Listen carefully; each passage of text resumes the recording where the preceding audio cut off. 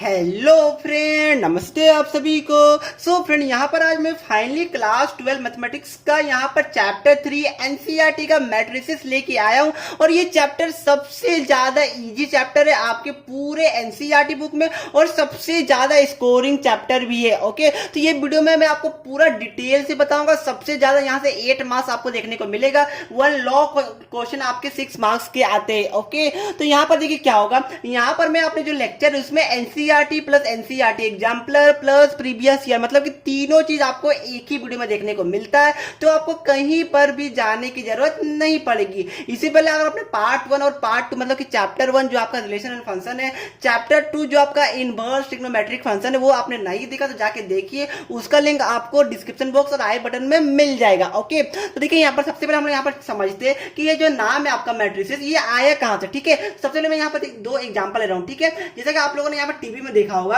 आप लोगों ने टीवी में तो देखा होगा कि यहाँ पर 2 आदमी रहते हैं, एक रहता है सुरेश और एक रहते हैं रमेश। ओके, याद कुछ आ रहा है? जी सर याद आ रहा है। ये 5 स्टार वाला एग्जांपल होगा जो आपका टीवी में 5 स्टार वाला एग्जांपल दिखाता है, वही मैं एग्जांपल ले रहा हूँ। ठीक है, सपोज कीजिए कि आपका टीवी में ऐड आया, एक सुरेश वाला और एक रमेश वाला, जो टीवी में एक ऐड आता है। ठीक है, तो सपोज कीजिए कि 2 आदमी है, एक सुरेश है और एक रमेश है। ठीक है, रमेश की वो है, वो मतलब आप लोग समझते होंगे, वो है आपकी बबीता। ओके, तो यहाँ पर ये 3 यहाँ पर टोटल पर्सन है, एक का नाम सुरेश है, एक का नाम रमेश है और रमेश की वो है बबीता। ठीक है, तो आप देखिए यहाँ पर क्या होगा। मैं यहाँ पर एग्जांपल लेता हूँ। ठीक है, देखिए सपोज कि सूरज के पास यहाँ पर, देखिए सपोज कीजिए कि सूरज के पास यहाँ पर 15 यहाँ पर घड़ी थी। ठीक है, और यहाँ पर 10 5 स्टार चॉकलेट। देखिए क्या होगा, सिंपल मैं बता रहा हूँ। देखिए सुरेश के पास यहाँ पर जो नंबर ऑफ आपका वाचेस है, नंबर ऑफ वाचेस मतलब कि घड़ी। ठीक है, तो नंबर ऑफ जो वाचेस है वो आपका 15 है। और यहाँ पर जो सुरेश के पास जो नंबर ऑफ 5 स्टार है, 5 स्टार चॉकलेट, वो आपका 10 है। ठीक है फ्रेंड, यहाँ तक किसी को प्रॉब्लम, किसी को कोई प्रॉब्लम नहीं होगा।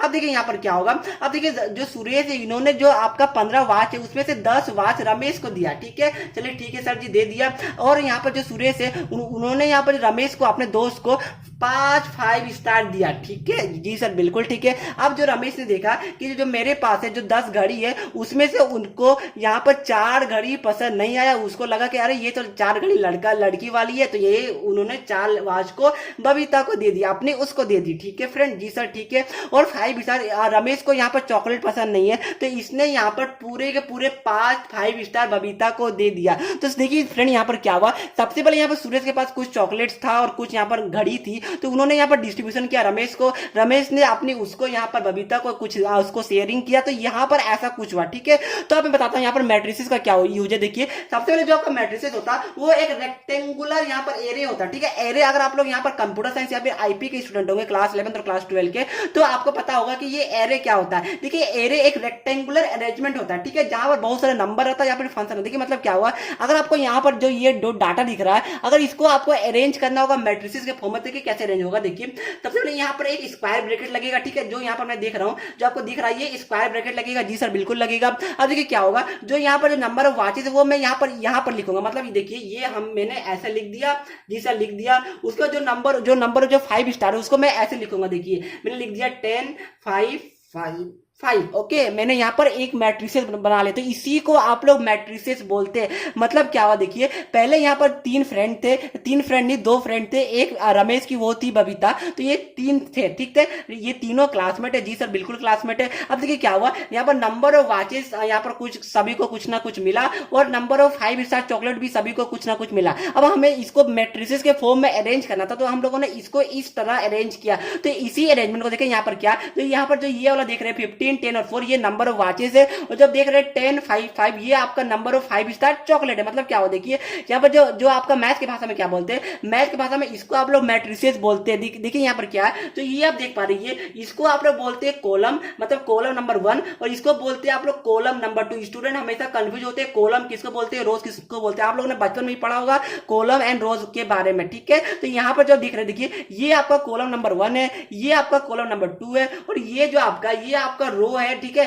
रो 1, ये रो 2, ये रो 3, ये तीन आपका जो टर्म है ये आपका बहुत इंपॉर्टेंट है। दो टर्म है, एक आपको बोलते हैं रो को और एक आपको बोलते हैं यहाँ पर कॉलम को। ध्यान रखिएगा, स्टूडेंट हमेशा कंफ्यूज होते हैं। रो देखिए इस वाले को रो बोलते हैं, ये रो है, ठीक है, इसको रो 1, इसको रो 2, इसको रो 3। अब देखिए ये जो नीचे जो ऊपर से जो नीचे आ रहा है इसको कॉलम 1 बोलते हैं, इसको कॉलम 2 बोलते हैं। ध्यान रखिएगा ये बहुत इंपॉर्टेंट है, स्टूडेंट अक्सर कंफ्यूज करते हैं। तो आई होप फ्रेंड आपको समझ में आया होगा कि मैट्रिसेस क्या होता है। मैट्रिसेस क्या होता है, देखिए जो यहाँ पर हमने इतना कुछ लिखा, इतना नाम के साथ इतना कुछ लिखा, ये हमें थोड़ा लेंदी था और इसको मैथमेटिक्स ने आसान करने के लिए ये मैट्रिसेस को निकाला, ठीक है। मैट्रिसेस को एक सिंपलर एक आपका रेक्टेंगुलर अरेंजमेंट होता है, एक रेक्टेंगुलर एरे का अरेंजमेंट होता है जहां पर बहुत सारे नंबर या फिर फंक्शन रहते हैं, ठीक है फ्रेंड जी। जी सर जी, ठीक है। आप देखिए यहाँ पर क्या हुआ, मैंने तो ये बता दिया कि मैट्रिसेस किसको बोलते हैं। फ्रेंड्स एनसीईआरटी के हिसाब से जो आपका नेक्स्ट टॉपिक है वो आपका आता है ऑर्डर ऑफ मैट्रिसेस, ठीक है। यहाँ से आपका 1 मार्क्स का एग्जाम में यूजुअली क्वेश्चन देखने को मिल सकता है। देखिए ऑर्डर मैट्रिसेस क्या होगा, देखिए लास्ट वाला एग्जांपल लीजिए। लास्ट वाले एग्जांपल में हमारा मैट्रिसेस किस तरह है, देखिए आप यहाँ पर स्क्रीन में देख पा रहे हैं,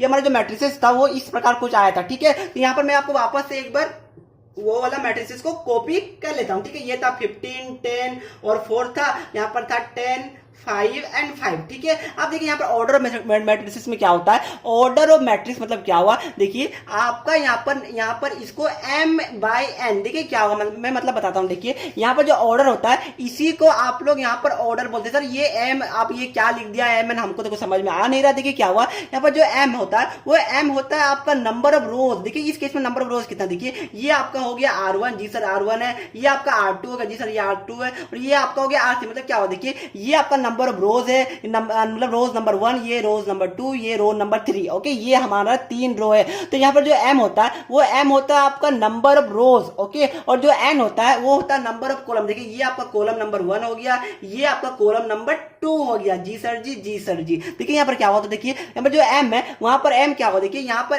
m क्या, यहाँ पर लिख देता हूं, m इज नंबर ऑफ, बताइए क्या, रोज या कॉलम, ये नंबर ऑफ रोज होता ना कि कॉलम, ठीक है। ध्यान रखिएगा, स्टूडेंट यहाँ पर कंफ्यूज हो जाते हैं रोज में कॉलम में।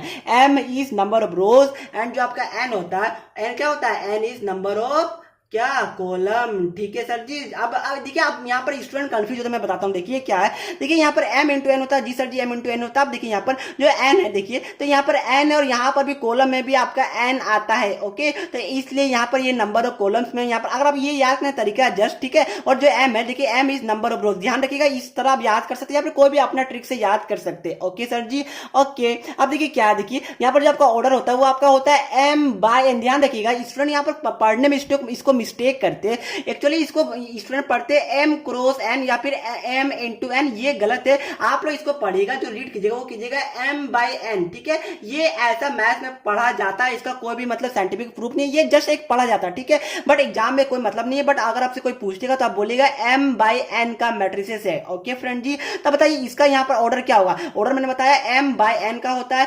m यहाँ पर क्या, नंबर ऑफ रोज, यहाँ पर नंबर ऑफ रोज कितना, देखिए 1, 2 एंड 3 है, तो ये आपका हो जाएगा 3 और ये बाय, और यहाँ पर क्या बताइए, यहाँ पर आपका कॉलम है n, तो यहाँ पर कॉलम हो गया 1 और 2, तो टोटल नंबर ऑफ कॉलम्स कितना हो गया, ये 2 हो गया। तो यहाँ पर मतलब कि ये जो इस मैट्रिक्स का जो ऑर्डर है वो आपका हो गया 3/2। ध्यान रखिएगा ये जो क्रॉस इसको आप लोग मैथ्स में बाय पढ़ते हैं इस केस में, ओके। चलिए मैं आपसे एक दो क्वेश्चन पूछता हूँ आप इसी बेसिस पे। आपका पहला क्वेश्चन जो आपको दिख रहा है, देखिए तब इसकी एक मैट्रिक्स है यहाँ पर जिसमें आपका 1 है, 2 है, 3 है, 4, 5, 6, ठीक है। अब आपको यहाँ पर देखिए, यहाँ पर आपको मैं यहाँ पर थोड़ा सा वो ले लेता हूँ, यहाँ पर देखिए यहाँ पर आपका हो गया 7 और 8, ओके। अब देखिए यहाँ पर अब आपको बोला कि इसका ऑर्डर क्या होने वाला, ये आपको निकालना है, आपको बताना होगा कि इसका ऑर्डर क्या है। आप प्लीज मुझे बताइए कि इसका ऑर्डर क्या होगा। वीडियो को पॉज कीजिए, उसके बाद मैं आगे करता हूँ।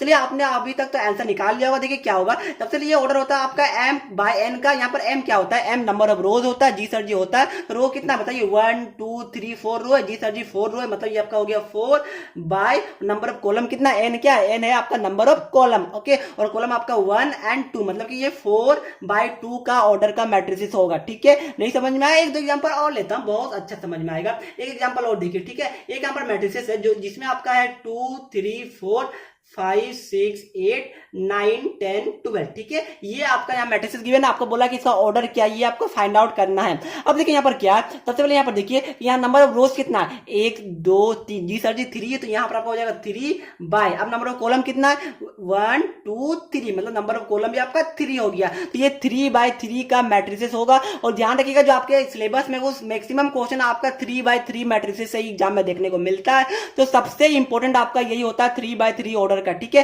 क्योंकि इसको आप लोग स्क्वायर मैट्रिक्स बोलते हैं। क्यों बोलते हैं सर जी स्क्वायर मैट्रिक्स, क्योंकि देखिए जो नंबर ऑफ, देखिए आपको पता होगा, आपने पढ़ा होगा स्क्वायर में क्या होता है, स्क्वायर में होता है जो आपका लेंथ और जो ब्रेथ होता है वो दोनों इक्वल होता है, इसलिए उसको स्क्वायर बोलते हैं, ठीक है। तो यहाँ पर देखिए नंबर ऑफ रोज और नंबर ऑफ कॉलम है वो सेम है, तो इसलिए इसको आप लोग स्क्वायर मैट्रिक्स भी बोल सकते हैं, ठीक है सर जी, ठीक है। तो ये आपका हो गया स्क्वायर मैट्रिक्स। आई होप आपका सारा ये आप जो पहला टॉपिक है आपका जो है आपका ऑर्डर ऑफ मैट्रिसेस, इसका सारा डाउट्स क्लियर हो गया और आप लोग कोई भी बना पाएगा, ठीक है। एक होमवर्क आपके लिए दे दे रहा हूं, आप चाहे तो खुद से मुझे कमेंट करके बताइएगा, ठीक है। इसका आंसर मैं अभी नहीं बता रहा हूं, ये आप लोग कमेंट कीजिएगा। देखिए आपका 2 7 6 5 4 3, इसका आपको बताना है कि ये ऑर्डर क्या होगा, m/n का ऑर्डर क्या होने वाला, ये प्लीज मुझे कमेंट करके बताइएगा, मैं आपका कमेंट का वेट कर रहा हूं। चलिए हमारा अब ये पहला टॉपिक हो गया, अब हम लोग चलते हैं टॉपिक नंबर दूसरे की ओर। जब स्क्रीन में देख पा रहे फ्रेंड, ये आपका आप टॉपिक नंबर 2 है जो आपके एनसीईआरटी के हिसाब से, वो आपका कुछ टाइप्स ऑफ मैट्रिसेस होता है, ठीक है। जो एग्जाम में यहां से एक मार्क्स के क्वेश्चन पूछे जाते हैं, तो वो मैं बताऊंगा, ये आपका हेडिंग डालिए अगर नोट्स बना रहे हैं तो, टाइप्स ऑफ मैट्रिक्स, ठीक है।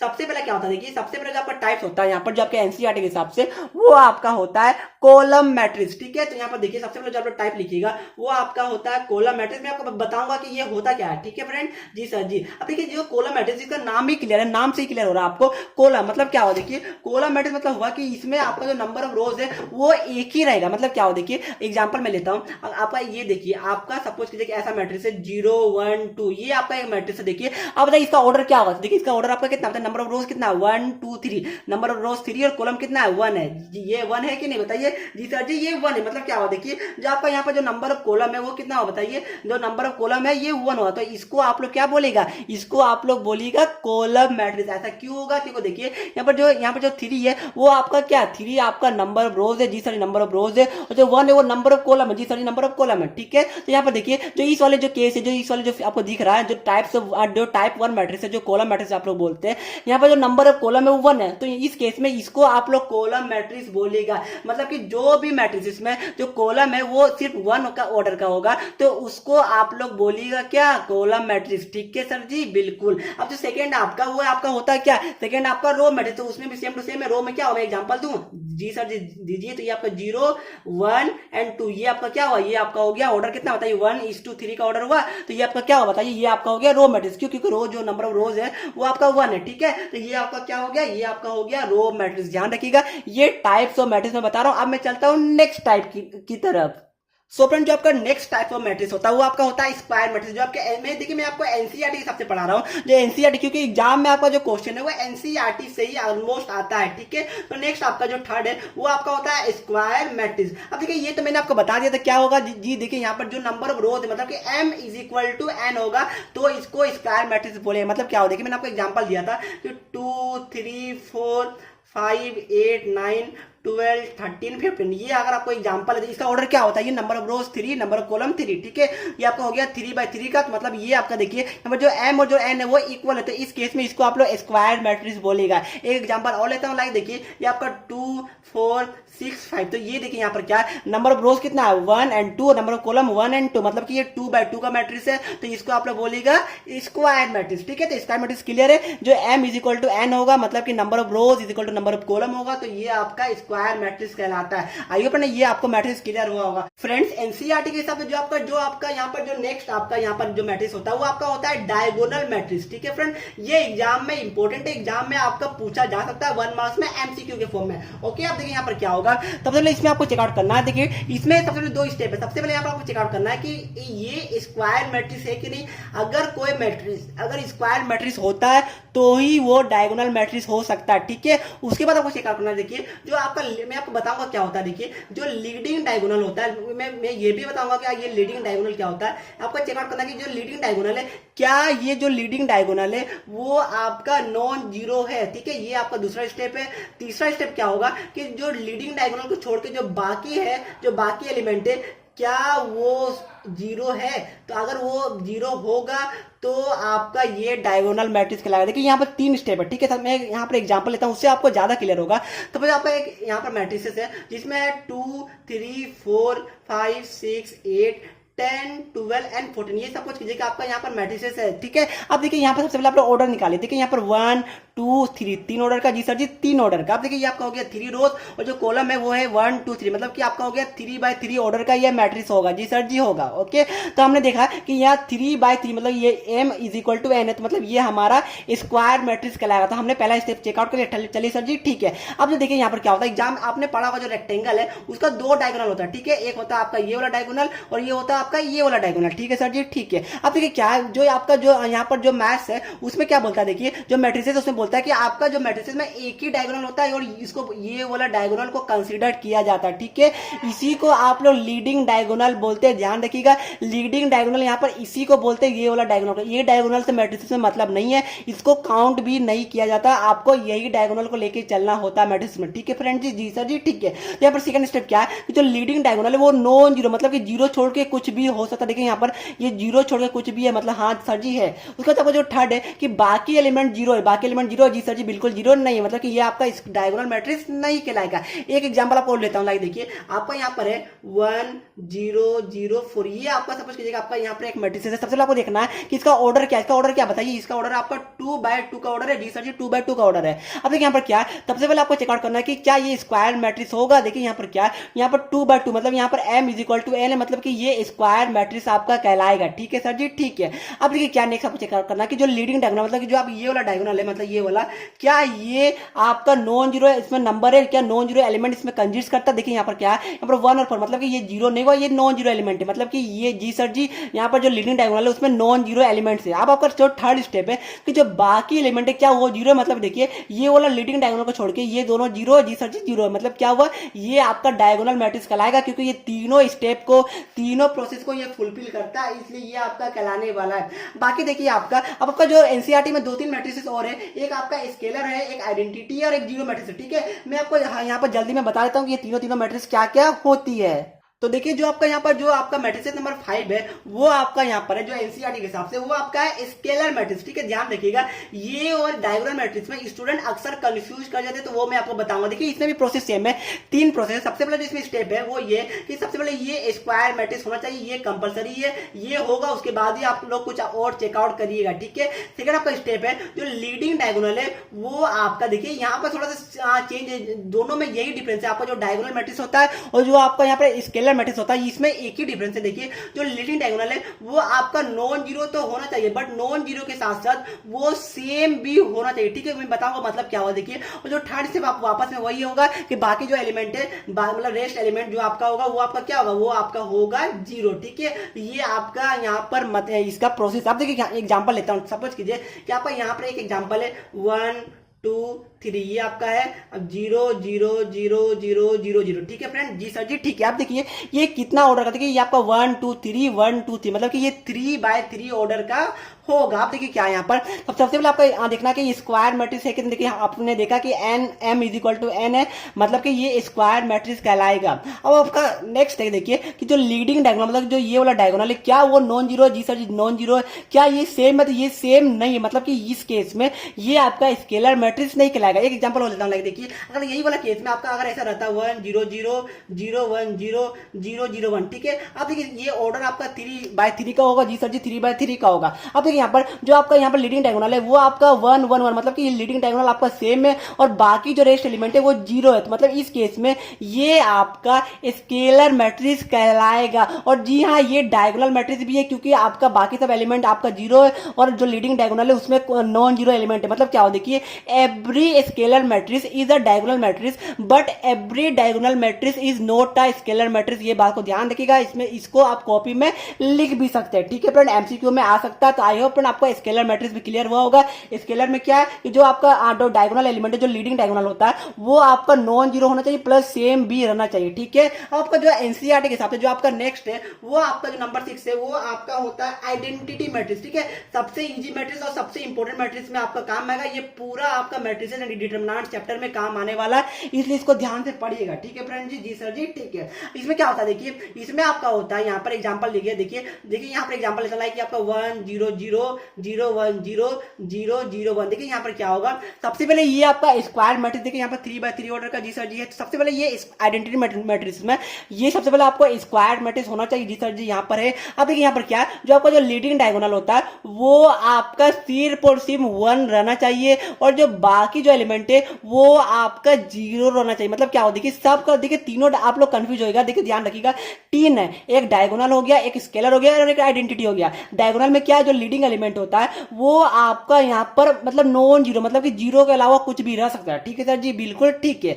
जो आपका यहाँ पर देखिए, जो आपका यहाँ पर स्केलर मैट्रिक्स है उसमें क्या होगा, जो आपका लीडिंग डायगोनल है वो नॉन जीरो के साथ साथ सेम रहना चाहिए। ठीक है सर जी बिल्कुल ठीक है। बट जो आइडेंटिटी मैट्रिक्स में क्या होगा, जो आपका लीडिंग डायगोनल है वो आपका सिर्फ और सिर्फ 1 ही रहना चाहिए, बाकी जो एलिमेंट का है वो आपका 0 होना चाहिए, तो ही आइडेंटिटी मैट्रिक्स कहलाएगा। एक एग्जांपल और लेता हूं, देखिए ये आपका है 1 0 0 1। देखिए यहाँ पर ये 2x2 ऑर्डर का है, और यहाँ पर देखिए जो आपका लीडिंग डायगोनल है वो 1 1 है और बाकी सब एलिमेंट 0 है। तो देखिए यहाँ पर 1 1 है, मतलब कि ये आइडेंटिटी मैट्रिक्स कहलाएगा। तो यहाँ पर से आपको एक चीज और देखने को मिला कि एवरी आइडेंटिटी मैट्रिक्स इज आपका scalar matrix as well as diagonal matrix. ठीक है, एग्जाम में इंपॉर्टेंट है, आ सकता है। अब जो लास्ट है वो आपका एनसीईआरटी के हिसाब से वो आपका होता है जीरो मैट्रिक्स। ठीक है फ्रेंड जी सर जी ठीक है। आप देखिए इसमें क्या होगा, इसमें कुछ भी नहीं है, सिंपल है। देखिए इसमें क्या है कि 0 0 0 0 ये आपका जीरो मैट्रिक्स हो गया, ये आपका 0 0 0 0 0 0 0 0 0 ये आपका हो गया जीरो मैट्रिक्स। ठीक है, मतलब क्या हुआ